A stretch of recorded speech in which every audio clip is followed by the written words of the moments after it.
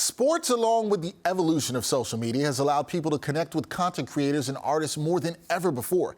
In New York, there's an artist/content creator who is making unique art with inspiration being both the New York Knicks and hip-hop. I've admired this guy's work for quite some time, and he joins me in studio today.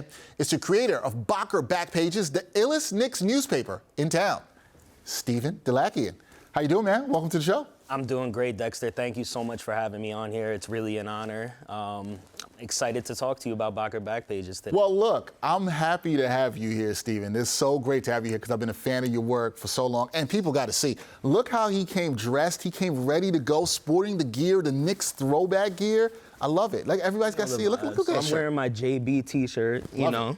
This is the one I made. It's about Jalen Brunson, so, you know, I'm rocking that. I got the Knicks baseball throwback jersey. I got the Knicks 90s starter joint. You know, I got the signed Walt Clyde Frazier. Official. Shout out to Mr. Throwback, by the way. Somebody I'm collabing with for, you know, styling me for this. Nah, I love it. Shout out to Mr. Throwback. Great job with the styling there.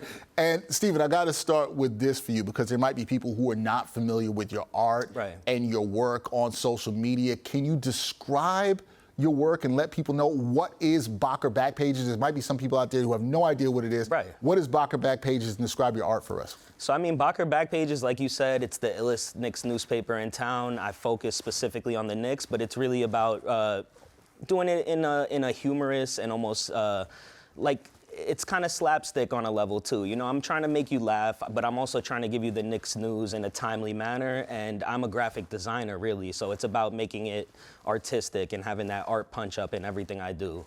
And I treat it like a real publication on a level, you know what I mean? Even though I'm just giving you sort of the covers, it's really just about making sure it's the latest Knicks news. I watch the game, I stay up late if they win, I'm working on it. I'm putting it out the next morning as early as I can, and I mean, the response has been incredible, and that's all the motivation I need to keep it going.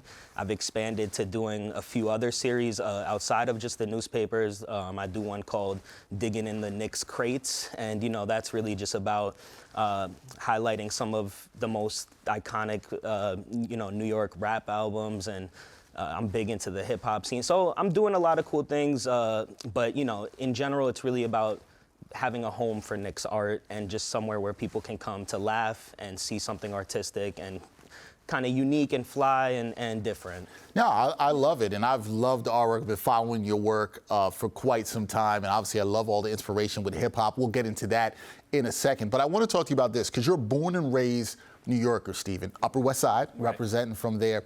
So I want to ask, where did your love for art begin? And also, knowing that you are a big Knicks fan, where did your love for the Knicks begin? Did they both happen at the same time? Where did it all start? Yeah, I mean, pretty much out the womb, to be honest with you, because my father is an artist, his brother is an artist, so they're actually the Dilakian brothers. That's what they go by. And they're huge Knicks fans. And, you know, you probably see a picture in this of me with him, you know, wearing our Knicks gear. And it goes way back. You know, I remember being a little kid and seeing the disappointment in their faces when we would get eliminated before I even understood what was going on. You know, they hated Michael Jordan, they hated Reggie Miller. So I grew up around that. I saw the great moments, the ups and downs, screaming, regular season wins, playoff wins.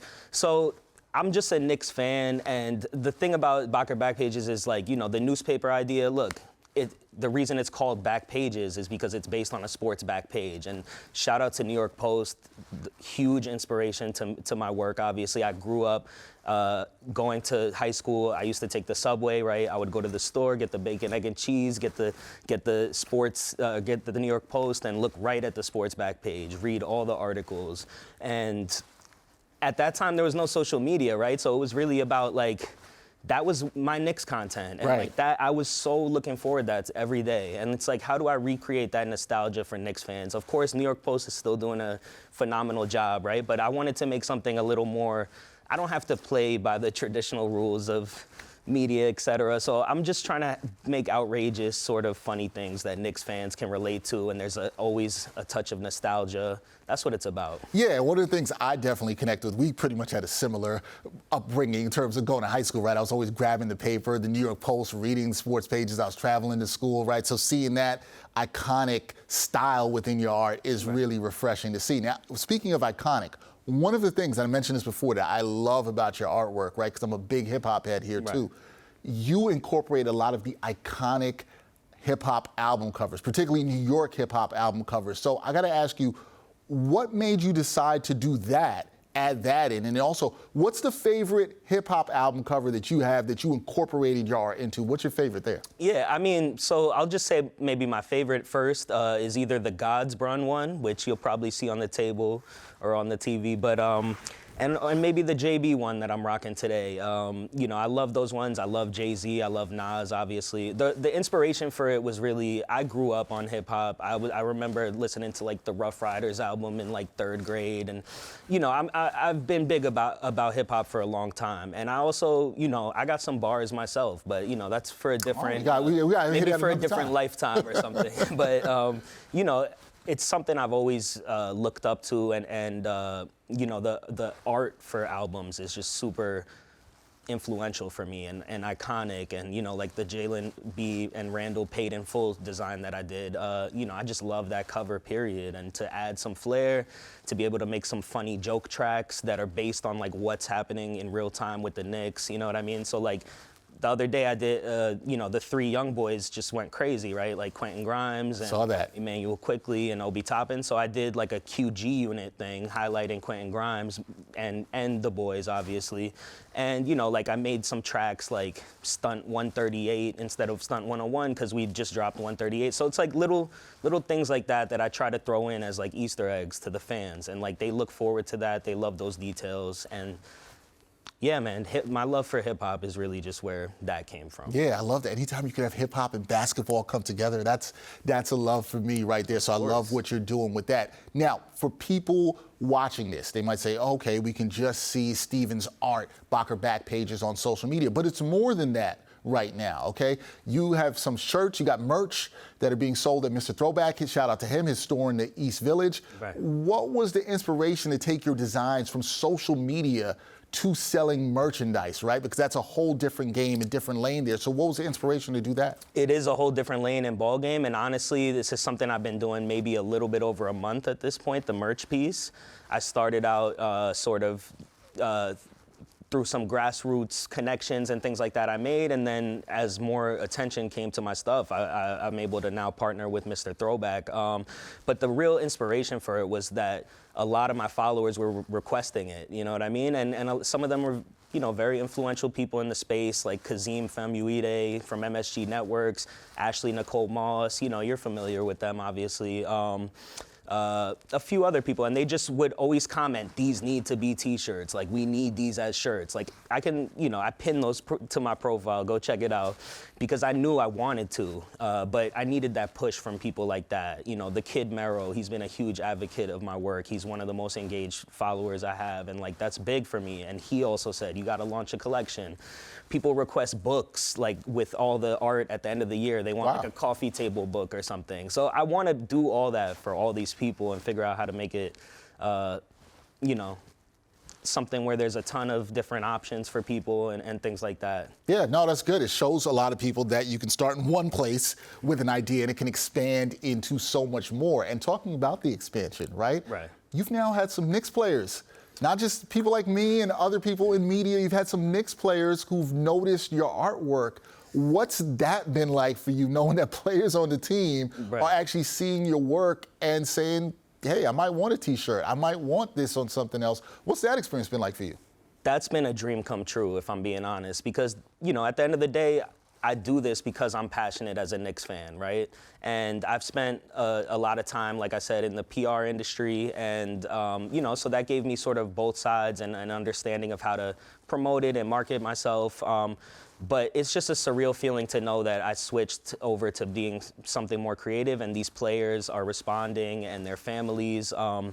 So I actually, something that's kind of funny, I have 3 Knicks players' moms who follow me, and you know, I love that they follow me, and some of them, like, I've had, you know, minor dialogue with and things like that, but I also sort of know every time I'm going to make content that those moms are lurking, right? And, like, they're gonna see it, and, like, I don't wanna disappoint them. They're kind of like, you know, my Knicks content creation moms, if you will, and, like, I don't know, I just love that, and there's going to be members of the Rose family, the Leon Rose family, and members of the Julius Randle family that are going to be wearing my designs. And, just knowing that they'll be wearing something I created is just like an unbelievable feeling. So. Well, look, we'd love to see a lot of people around MSG because the playoffs are coming up. They start a week from today, Saturday, the 15th of April. We hope to see people around MSG wearing some of your designs. We definitely want to see that. We want to see that. We're going to put that out there. It's going to happen.